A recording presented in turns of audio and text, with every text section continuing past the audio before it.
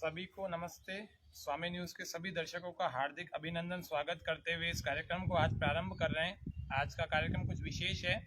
औषधीय छोटे छोटे पेड़ों, वृक्षों, पौधों, पादपों, इन समस्त जड़ी बूटियों के बारे में छोटी सी सामान्य जानकारी आज हम जानेंगे। सुंदरता देने वाले, फल देने वाले, सब्जियां देने वाले और जो केवल औषधीय हैं, ऐसे ऐसे छोटे छोटे पादपों के बारे में आज की जानकारी हम रखेंगे। थोड़ी सी श्वास पूरा भरेंगे।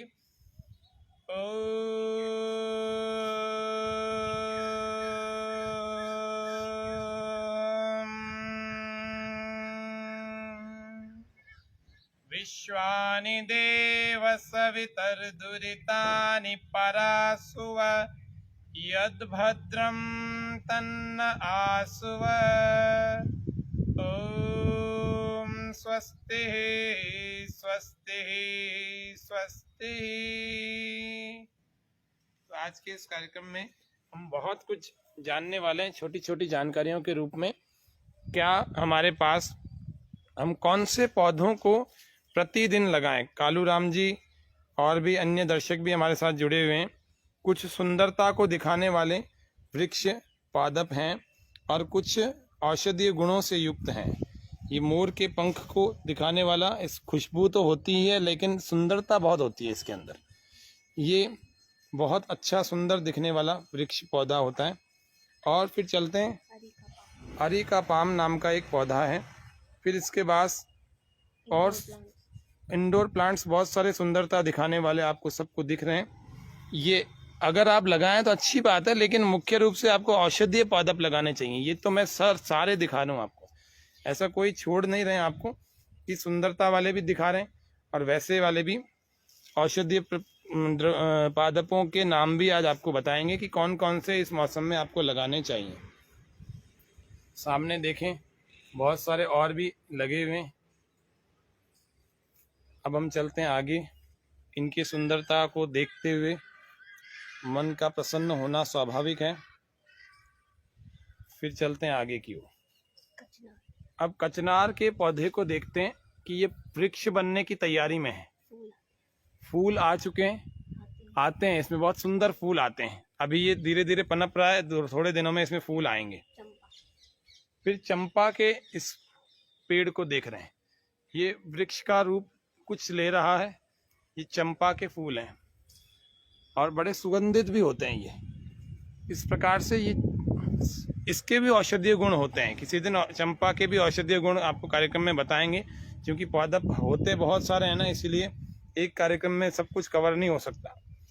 फिर हम चलते हैं आगे, अर्जुन की तरफ चलते हैं। इसको हिंदी में कमरस भी कहते हैं इसको हिंदी में। तो अर्जुन जो कि हृदय के लिए बहुत अच्छा होता खुरदरा है इसका पत्ता। इसका काढ़ा भी बनता है और सब्जियां बनती है। तो काढ़ा इसका पीने से, अर्जुन का क्वाथ पीने से हृदय के रोग समस्त समाप्त हो जाते हैं। ये अर्जुन का पौधा है जो पेड़ बनने की तैयारी में है। खूब अच्छा ऊपर तक फैला हुआ है। इनके बारे में भी एक योग साधक को सामान्य जानकारी होनी चाहिए। अब चलते हैं जामुन, जो कि डायबिटीज को ठीक करता है। यदि आप हवन करते हैं, जामुन के जो छाल होती है उसको, जामुन के पत्तों का चूर्ण, उसको आप अच्छे ढंग से उसकी आहुति दें घी के साथ में, गाय के घी के साथ में, तो आप अपने डायबिटीज में लाभ उठा सकते हैं, बीमारी में। तो ये जामुन है। जामुन के जो गुठलियाँ होती है उसको भी आप पीस करके डायबिटीज में ले सकते हैं। ये बेलपत्र का एक पौधा है। इस बेलपत्र के बारे में आप सब लोग अच्छे ढंग से जानते होंगे। जब भगवान शिव की मंदिरों में पूजा होती है शिवलिंग की, तो बेलपत्र की ही आहुति दी जाती है, बेलपत्र को ही चढ़ाया जाता है और उसी के द्वारा उनकी पूजा की जाती है। तो बेलपत्र के पत्तों को आप चढ़ा करके थोड़ी देर में वापस भी ले आया करें। इसको पीस करके अच्छे ढंग से इसका, यदि पानी, इसका जूस, इसका सूप टाइप बना करके, जूस ही बना करके, इसका शरबत बना करके यदि आप लेंगे तो आपके ब्लड प्रेशर की समस्या और उसके अलावा डायबिटीज़ की समस्या, उसके अलावा और भी छोटी छोटी कई सारी समस्याएं हैं जो लाइफस्टाइल डिजीज़ के रूप में आ गई हैं, वो ठीक हो जाती हैं। अब वापस से यहाँ एक जामुन का लगा हुआ है। तो ये जामुन अभी छोटा है, फिर करी पत्ते की बात आती है, इतना सुंदर है, इसको मीठा नीम भी कहते हैं और करी पत्ता भी कहते हैं। यदि हम इसका एक पत्ता यूं थोड़ा सा मैश करके अगर सूंघेंगे तो इतनी तेज खुशबू होती है जो सिर में आ जाती है, सिर तक चढ़ जाती है और बहुत सुंदर होती है, बहुत अच्छी होती है, दिल को जीतने वाली होती है। क्योंकि ये सब्जियों में भी लोग इसी वजह से डालते हैं कि खुशबू आ जाती है सब्जियों में। उसके अलावा सुंदरता बढ़ाने के लिए करी पत्ते का प्रयोग बहुत अच्छा होता है। यदि आपको किसी तेल को सुगंधित करना है, नारियल का तेल अथवा कोई दूसरा, तो नारियल के तेल में आप 15, 20, 25 करी पत्ते डाल देवें। 2 कटोरी तेल यदि हो तो उसमें, तो कई दिन तक, 5-7 दिन तक रखें तो कई दिनों तक, कई महीनों तक उसमें खुशबू बनी ही रहती है। फिर ये किन्नू का एक पेड़ है, एक नारंगी आपने फल देखा है, उसमें एक आजकल बाजार में किन्नू नाम का फल मिलता है, बहुत चमकदार नारंगी होती है। तो ये उसका जूस भी बनाया जाता है, और मुख्य रूप से जैसे मौसमी का जूस बनाया जाता है, खाया नहीं जाता, ऐसे किन्नू का भी जूस बनाया जाता है। कुछ लोग इसको खाते भी है नारंगी की तरह से। अच्छा स्वादिष्ट फल होता है, बालों के लिए, त्वचा के लिए और आंखों के लिए, तीनों के लिए अच्छा होता है। जिसको पेट की समस्या है उनको भी किन्नू का फल खाना चाहिए। अभी इसमें फल उगे नहीं है, नया नया अभी उगाया ही है। अब कदम की बात कर रहे हैं, जिसका भगवान श्री कृष्ण के पौराणिक ग्रंथों में जिसका बहुत बड़ा वर्णन है। राग देशकार, जो कि भारतीय शास्त्रीय संगीत का बहुत सुंदर सा राग है। एक राग देशकार में भी एक बंदिश है, उसमें भी कदम की बड़ी अच्छी चर्चा की गई।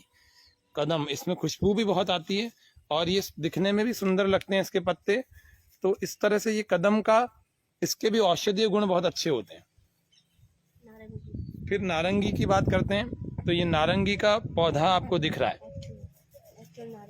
हाँ, ये ओरिजिनल नारंगी ऐसा होता है। कई बार आजकल लोगों ने बनावटी पौधे, जो कि मिक्सचर होता है, वो नहीं है, ग्राफ्टेड नहीं है, तो वो नहीं है। ये शुद्ध नारंगी है, भारत में पाया जाने वाला और शुद्ध नारंगी का पादप है। फिर कचनार की बात करते हैं। यहाँ कचनार, जो कि छायादार वृक्षों में आता है, लेकिन इसके औषधीय गुण बहुत अधिक हैं। किसी दिन केवल कचनार के बारे में 20-25 प्रयोग बताएंगे, जो घरेलू दिनचर्या में प्रतिदिन में अपन कर सकते हैं। कई सारी बीमारियां इससे ठीक होती हैं। फिर हम आगे चलते हैं आम के पेड़ की तरफ। आम के सभी को गुण पता होंगे, बहुत अच्छे ढंग से पता होंगे। तो ये आम का, ये देशी आम है, बिल्कुल प्योर भारत के उसका है, कोई इसमें मिक्सचर कुछ भी नहीं है। ये फिर से हम देख रहे हैं उसी को, मोरपंख को। इस मोरपंख से खुशबू आना स्वाभाविक है, लेकिन साथ ही साथ ये सुंदरता बहुत बढ़ा देता है। कुछ लोग इसको कॉपियों में भी रखते हैं, आप लोगों के बचपन में भी आपने रखे होंगे कॉपियों में। ये वही मोरपंख चल रहा है। जब ये बड़ा होता है तो भी बड़ा सुंदर लगता है। इसमें कोई जानवर नहीं छिपते हैं।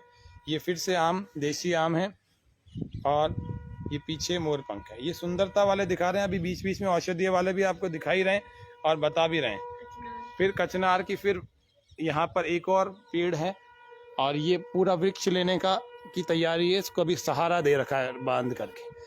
तो ये कचनार हो गया। फिर बेलपत्र, जो अभी हमने वहाँ देखा था। बेलपत्र के खूब लाभ हैं।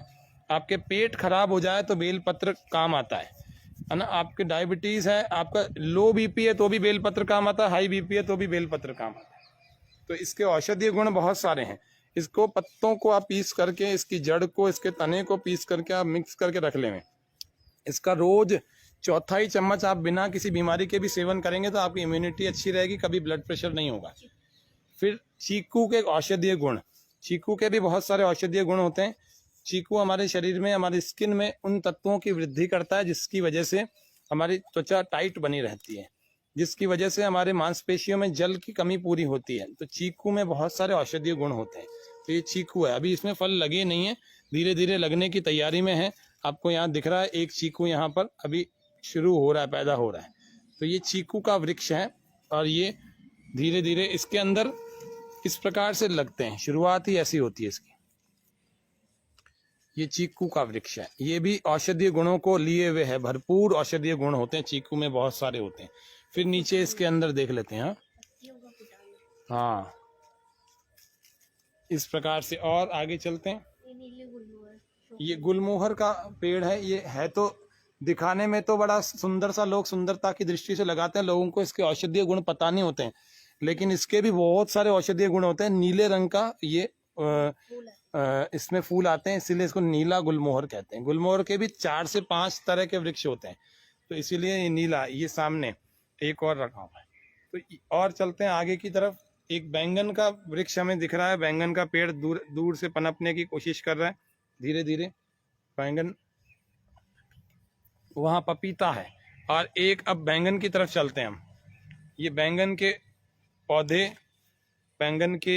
पौधे अब धीरे धीरे कुछ समय में ऐसे बन जाएंगे जिससे कि ये अपने अंदर फलों को लगा ले। और फल जब लगते हैं, बैंगन के फूल भी इसी प्रकार बैंगनी रंग के ही होते हैं। इनमें थोड़ा सा कांटेदार ऐसा होता है पत्ता, और ये कांटेदार पत्ते अगर पीस लिए जाएं सही ढंग से रख करके, तो ये बैंगन के पत्तों से एक बहुत बढ़िया औषधि एक तैयार होती है जो कई रोगों में काम आती है। अब चलते हैं अमरूद के पत्तों पे। आज विस्तार से एक एक के औषधीय गुणों की चर्चा नहीं कर रहे हैं, क्योंकि अभी आपको थोड़ा दिखाने। ये अमरूद है। अमरूद भी 4 प्रकार के 4 अवस्थाओं के काम करते हैं। जब ये बहुत कच्चा होता है तो अभी ये बिल्कुल पत्थर की तरह से है, फिर ये थोड़ा बड़ा होगा तो अलग गुण करेगा, फिर एक पूरा पक जाएगा तो अलग गुण करेगा, और एक उसको रख देंगे थोड़ा सा नरम हो जाएगा तो अलग गुण करेगा। फिर अमरूद के पत्ते, यदि किसी को उल्टी आ रही है तो इन अमरूद के पत्तों को हम तोड़ लें, 10-15 पत्तों को, और इनका काढ़ा बना लें। और किसी भी कारण से उल्टी आ रही हो, आपकी जो है उल्टी समाप्त हो जाएगी, या नहीं बना पा रहे हैं तो फिर आपका इसको चबा लें। फिर केला, ये केले के पत्ते हैं। केले के पेड़ आपने खूब देखे होंगे। इस प्रकार से ये केले हैं। ये पीछे बैंगन लगे हुए हैं। फिर मोरजरी, फिर ये छायादार वृक्ष है। हाँ, ऐसे कुछ वृक्ष हैं जिनके पास में यदि बैठ जाया जाए ना तो व्यक्ति स्वस्थ ही रहता है। जैसे पीपल का वृक्ष है, उसके नीचे बैठ जाएं, मोरजरी इसके हाँ। तो इस तरह से अगर इन वृक्षों की महत्व यदि हम समझें तो ये चंपा का पेड़ है जो हमने वहाँ पर देखा था, जिसमें फूल उग चुके थे। इसमें छोटी छोटी सी कलियाँ दिख रही हैं। ये चंपा में भी बहुत सारे औषधीय गुण होते हैं। सुंदरता दिखते ही बनती है। प्रकृति की इतनी सुंदर जो छटा है, इसके आगे मनुष्य की कृति कुछ भी नहीं है। फिर हम अंजीर के पौधे को देख रहे हैं। इसको सुरक्षा प्रदान की गई है, अलग अलग जानवर ना खा जाएं, इसीलिए अंजीर का ये फल देख रहे हैं हम। अंजीर के फल को हम देख रहे हैं कि अंजीर का फल भी इसमें उग चुका है। बहुत कम लोगों ने देखा होगा। लोगों ने काले काले अंजीर जो कटे हुए हैं रोल में, वही होते हैं। तो यहाँ पर ये अंजीर का फल देख रहे हैं, 1 2 3 बहुत सारे अंजीर के फल यहाँ पर लगे हुए। तो ये धीरे धीरे जब पकेंगे तो थोड़े दिनों में ये लाल भी हो जाएंगे, और फिर बाद में जब इनको तोड़ लिया जाएगा तो फिर ये इनको काट करके स्लाइस करके इनको सुरक्षित करके रखते हैं ताकि ये 6 महीने तक काम में आ सकें। ज़्यादा दिनों तक पुराने अंजीर का प्रयोग करना भी नहीं चाहिए। सर्दियाँ जबकि आने वाली हमारी अक्टूबर नवंबर में, नवंबर दिसंबर जनवरी में, तो उनमें अंजीर का प्रयोग करने वाला व्यक्ति अपने खून को तो बढ़ा देता है, एनीमिया की प्रॉब्लम ठीक कर लेता है, हीमोग्लोबिन की प्रॉब्लम ठीक कर लेता है। उसके अतिरिक्त उसको सर्दी कम लगती है, उसके अंदर ऊर्जा बहुत आ जाती है, नसों की ताकत आ जाती है, नया खून बनने का बहुत अच्छा काम करता है अंजीर। अभी ये अंजीर का फल भी उतना लाभकारी है, और अंजीर के पत्ते में भी कुछ विशेष गुण होते हैं, उसके बारे में भी कभी चर्चा करेंगे। फिर पपीते को हम देख रहे हैं। पपीता प्राय लोगों के घरों में पेट साफ करने की दृष्टि से भी खाते हैं, कुछ स्वाद के लिए भी कुछ लोग इसका शेक बना के पीते हैं। तो पपीता वास्तव में बीमारों के लिए, स्वस्थों के लिए, सबके लिए बहुत अमृत तुल्य एक पौधा होता है। तो इस तरह से हमने आज कुछ अलग अलग जो वृक्षों के बारे में सुंदरता लिए हुए, और उसके अलावा जिसको हम कहते हैं सुंदरता के अतिरिक्त हमारे पास औषधीय गुण भी होने चाहिए, और उसके अतिरिक्त यदि बात करें तो छाया भी होनी चाहिए, हाँ, खुशबू, सुगंधित भी होने चाहिए। ये सब चीज़ें कितने सारे वृक्षों में हैं। अब हम क्रिसमस ट्री की बात कर रहे हैं। ये कुछ लोग आजकल क्रिसमस के लिए लगाते हैं और इसको तोड़ करके 25 दिसंबर को अपना उत्सव मनाते हैं। कुछ नकली बनाते हैं, कुछ असली बनाते हैं। तो क्रिसमस ट्री के रूप में ये है। इसका भी भारतीय नाम कुछ और है। इसके भी औषधीय गुण होते हैं, क्योंकि संसार में ऐसी कोई भी पादप की श्रृंखला नहीं है जिसके औषधीय गुण ना हो। वो अलग बात है, हम सबको पता नहीं होते हैं, क्योंकि बहुत विराट है परमात्मा की प्रकृति। ये आंवला का पौधा है। इसके हाँ, अनेकों गुण हैं आंवले के रूप में। तो आप संसार में सब जानते हैं कितना विटामिन सी होता है, स्किन से लेकर नसों से लेकर खून बढ़ाने का और हड्डियों के दर्दों को दूर करने का, पेट को ठीक रखने का और तमाम कार्य करते हैं। एक और पादप हम देख रहे हैं जो पौधे के रूप में है अभी, वो अभी वृक्ष बनने वाला है। कटोरी पाम इसको कहते हैं। तो ये कटोरी पाम नाम का ये है। इसको भी सुंदरता की दृष्टि से लोग लगाते हैं, लेकिन इसके भी 3-4 औषधीय गुण बड़े अच्छे होते हैं। फिर हम आगे चलते हैं, वापस उसी प्रकार के वो रिपीट हैं जैसे वहाँ पर थे, उसी प्रकार के वापस यहाँ सुंदरता लिए हुए कुछ पौधे हैं। अब हम चलते हैं आज के इस योग सत्र को हम प्रारंभ करने के लिए। योग सत्र में आज हम कुछ चीज़ों के गुणों को जानें, कौन कौन से पौधे हमें घर में लगाने चाहिए। ये तो आपको एक छोटे से उद्यान की जो सुंदरता दिखाई भी, कहाँ कहाँ कौन से लगे हुए। मेरे हाथों को मैं सूंघ रहा हूँ तो पूरे हाथों में ऐसी महक हो गई कितने सारे वृक्षों की, तो लगता है कि इसको सूंघते ही रहें। ये प्रकृति की सुगंध है और इस प्रकृति की सुगंध से बढ़िया सुगंध और कोई दूसरी नहीं होती है, और ये स्थायी होती है।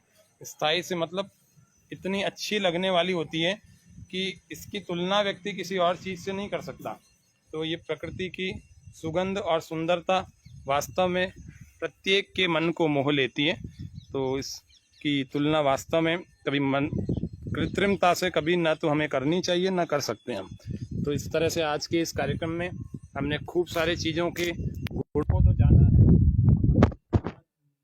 प्रतिदिन के जो दैनिक दर्शकों के रूप में हमारे साथ उपस्थित हैं कालू राम जी, रितु जी, राकेश जी आदि आदि। आज हम जान रहे हैं कि कितने प्रकार के पादप हमें लगाने चाहिए घर में। अभी पौधे लगाने की सीजन की ऋतु चल रही है, तो पौधे लगाए जाएं तो कौन कौन से लगाए जाएं। आवश्यक रूप से आपके पास कौन कौन से होने चाहिए। अनियमित माहवारी, मासिक धर्म का अनियमित होना, तो वो कैसे ठीक हो जाए। इर्रेगुलर मेंसेस बहुत सारे माताओं बहनों को हैं, बेटियों को हैं, तो वो कैसे। तुलसी के कुछ पत्तों को प्रतिदिन यदि हम चबा लेंगे तो हमारे इर्रेगुलर मेंसेस जो हैं ठीक हो जाते हैं। बहुत समस्याएं लोगों को हैं, लेकिन संकोचवश वो किसी को बोल नहीं पाती, कई बार डॉक्टर के पास नहीं जा पाती, कई बार किसी से शेयर नहीं करती। तो आपको कोई चिंता करने की बात नहीं है। तुलसी के पत्ते बिना किसी वैद्य की सलाह के आप खाएंगे, ज़्यादा नहीं, 4-5 पत्ते प्रतिदिन आप ले लें। तो तुलसी के पत्ते इरेगुलर मेंसेस को तो ठीक करते ही हैं, हमारे शरीर में कैंसर रोधी तत्वों का निर्माण करते हैं, जिससे प्रतिदिन तुलसी खाने वाले व्यक्ति को कभी कैंसर नहीं होता। ये बात पक्की मान के चलना। तो कैंसर से यदि बचना है तो तुलसी को प्रतिदिन खाना है, इसका सेवन करना है। अब आगे चलते हैं, मीठे नीम या कड़वे नीम की चलिए बात कर लेते हैं। किसी के बाल बहुत जड़ रहे हैं तो कड़वे नीम को ऐसे पीस करके और उसका पेस्ट बना लिया जाए। यदि गौमूत्र में बनाएं तो बहुत अच्छी बात है, नहीं बना सकते हैं, कई सारे लोग गौमूत्र से डरते हैं या समझिए कि उससे बहुत परहेज करते हैं, तो कोई बात नहीं, पानी में बना लेंगे, गुलाब जल में बना लेंगे। उस पेस्ट को आप बालों की जड़ों में लगाएं। रूसी तो खत्म हो जाएगी, डंड्रफ तो खत्म ही हो जाएगा, लेकिन साथ ही साथ आपके बालों की जड़ें मजबूत भी हो जाएंगी। तो ये नीम के पेस्ट के लाभ हैं, नीम के लाभ हैं। उसके अलावा और चलते हैं आगे, जो सामान्य रूप से आपको जो पौधे प्रतिदिन आपको इस सीजन में लगाने हैं, तो वो कौन से 5 से लेकर 10 पौधे बता देता हूँ। एक आंवला लगा लेना, एक एलोवेरा लगा लेना। ये गमलों में कुछ तो हो ही जाएगा आंवला, ऐसा नहीं है कि उसको जमीन ही चाहिए, जमीन हालांकि चाहिए होती है, वो बड़ा वृक्ष का रूप धारण करता है, लेकिन आप आंवला लगा सकते हैं। और एलोवेरा तो पौधे में ही पनपता है, तो पौधा आप गमले में पनपता है तो गमले में लगा सकते हैं। आंवला, एलोवेरा, तुलसी लगभग सब घरों में होता है, नहीं होता है तो लगा लीजिएगा। एक मीठा नीम लगा लीजिए, मीठा नीम बहुत काम की चीज है। एक बेल पत्र लगा लीजिए। फिर देखते हैं आंवला, एलोवेरा, तुलसी, मीठा नीम और बेल पत्र। अब चलते हैं और आगे, एक अश्वगंधा का पौधा आप लगा लें, एक शतावर का और एक शीशम का। अश्वगंधा, शतावर और शीशम, अश्वगंधा, शतावर, शीशम, ये 8 पौधे आपने लगा लिए। फिर 9वें की तरफ चलते हैं। एक है सदाबहार, डायबिटीज वालों के लिए बहुत गजब का पौधा है, बहुत बढ़िया, इम्यूनिटी को तो डेवलप करता ही है, डायबिटीज वाले रोगियों को ठीक करता है। ये है सदाबहार, गुलाबी रंग के फूलों का लाइएगा। राजस्थान में ये करीब 5 या 6 प्रकार के रंगों में दिखता है। लेकिन आपको लाना है गुलाबी कलर के फूलों का। तो ये हो गया सदाबहार। ये 9 वृक्ष हो गए। आज हमारी तारीख भी 9 ही है, तो 9 पौधों के आपको नाम बता दिए। फिर से बोल रहे हैं, आज 8 तारीख है, 9 है, 9 तारीख है। तो हरियाली अमावस कल हो गई, लेकिन आज हम पौधों के पादपों के बारे में जान रहे हैं। वर्षा ऋतु, आषाढ़ मास, और कल अमावस्या हो गई। तो हम फिर से देख लेते हैं। पहला आंवला, दूसरा एलोवेरा, तीसरा तुलसी, चौथा मीठा नीम, पांचवा अश्वगंधा, छठा शतावर, सातवां सदाबहार, आठवां ऐसे करी पत्ता। अच्छा, करी पत्ता के गुण भी बहुत सारे होते हैं, सब्जियों से लेकर के आपकी सुंदरता के फेस पैक बनाने में भी काम आता है करी पत्ते के। जैसे एक आंकड़ा नाम का पौधा है, जंगली आंकड़ा होता है, कहीं पर भी नाली के आसपास उग जाता है। अब किसी को छाले हो रहे हैं, ठीक नहीं हो रहे हैं पैरों के छाले, तो कैसे ठीक करें? आंकड़े का दूध निकालने में थोड़ा सा, और बस इस ध्यान रखना, ये दूध वाली उंगली हाथ आंख में नहीं लगनी चाहिए, नहीं तो आंखें देखने से वंचित रह जाएंगी हमेशा के लिए। ये आंकड़े का दूध थोड़ा सा ले लिया किसी कटोरी या चम्मच में, उतनी ही मात्रा में नारियल का तेल ले लिया, मिला करके आप छाले पर लगाएं, पैर के छाले पर, आपके छाले 1-2 दिन में ठीक हो जाएंगे। दूसरा, आंकड़े के और भी कई सारे प्रयोग होते हैं, छोटे छोटे प्रयोग बता देते हैं आज। जैसे गिलोय की बेल आप लगाएं घर में, गिलोय की बेल लगानी चाहिए। उसके अलावा गिलोय के प्रयोग क्या है? जोड़ों के दर्द वाले जितने भी हैं, तो गिलोय के बेल का सूखा हुआ पाउडर यदि आप 2 ग्राम से लेकर 3-4 ग्राम तक प्रतिदिन लेंगे, जिनको जोड़ों में दर्द है, प्रतिदिन सुबह खाली पेट जल के साथ सेवन करें, तो आपके जोड़ों का दर्द समाप्त हो जाएगा या कम हो जाएगा। फिर अमरूद की बात कर रहे हैं, तो अमरूद के पत्तों में बहुत गुण होता है। एक तो उल्टी वाला प्रयोग तो मैंने बता ही दिया कि उल्टी में तो अमरूद के पत्तों का काढ़ा दे करके उल्टी को खत्म किया जा सकता है, उल्टी बंद हो जाती है। फिर और चलते हैं, शीशम के पत्ते या पीपल के पत्ते, शीशम का भी लगाएं। पीपल के पत्ते, जब किसी को नक्सीर आ रही हो, तो पीपल के पत्तों का 2-3 बूंदें, 5-7 पत्ते लेकर के उनको ऐसे निचोड़ देना, 2-3 बूंदें आपकी उसमें से निकल आएंगी, और उस पत्तों के रस को आप नाक में डालें, तुरंत ही नक्सीर बंद हो जाएगी, तुरंत। किसी को छींके ज्यादा आ रही है, तो फिर ये वाला पॉइंट आप एक्यूप्रेशर का ये दबा देंगे, ये नाक और होंठ के ठीक बीचों बीच। आप थोड़ा नीचे नहीं जाना, नीचे जाएंगे तो दूसरा पॉइंट है, ऊपर जाएंगे तो और दूसरा है, बिल्कुल बीचों बीच आपको यूं दबाना है। आपको जूम करके भी दिखा रहे हैं। बहुत सारे लोगों के सवाल आए थे कि छींक आ रही हो, या सुबह उठ करके बहुत सारी छींकें आती हो, या नहाने के बाद छींकें आती है, तो क्या करें? तो आपको ये पॉइंट दबाना है 20-25 बार, बस